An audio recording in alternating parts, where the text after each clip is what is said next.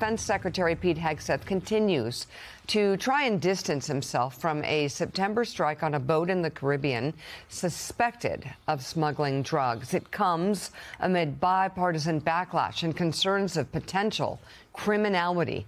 That's because the U.S. carried out a secondary strike to kill the survivors of the initial attack as the men clung to the side of the damaged ship. Secretary Hegseth, who has spent weeks taking credit for the operation, said this during a cabinet meeting yesterday. I watched that first strike live. As you can imagine, at the Department of War, we got a lot of things to do. So I didn't stick around for the hour and 2 hours, whatever, where all the sensitive site exploitation digitally occurs. So I moved on to my next meeting. A couple of hours later, I learned that that commander had made which he had the complete authority to do. And by the way, Admiral Bradley made the correct decision to ultimately sink the boat and eliminate the threat. He sunk the boat, and eliminated the threat. And it was the right call.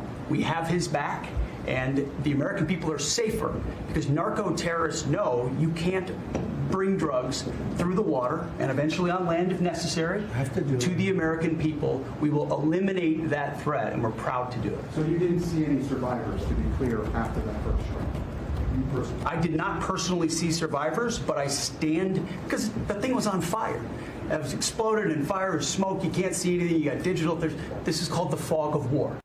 Yeah, you know, but you weren't talking about the fog of war the morning after this happened. That happened on September 2nd, then on September 3rd. There was no fog of war.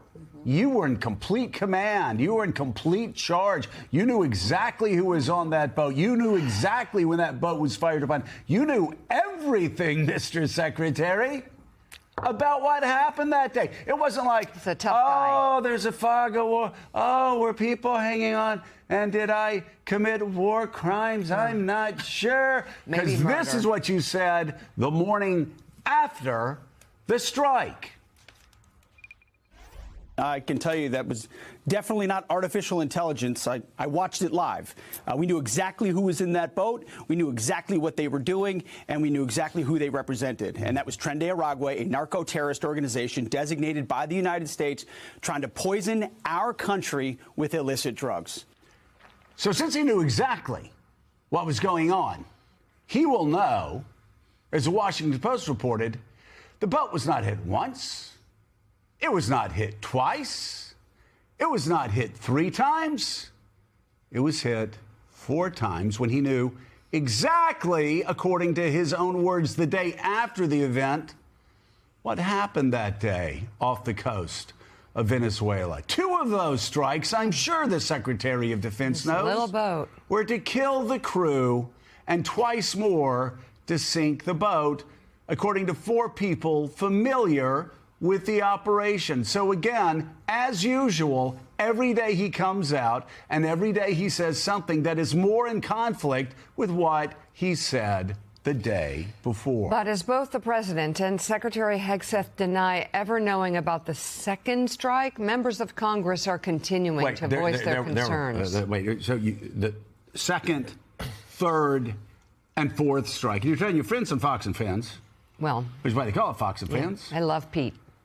Tell your friends at Fox and Friends, you know exactly what was going on. You know exactly who was on the. You knew exactly about the. You were there. You were the man. Okay, man. You were there.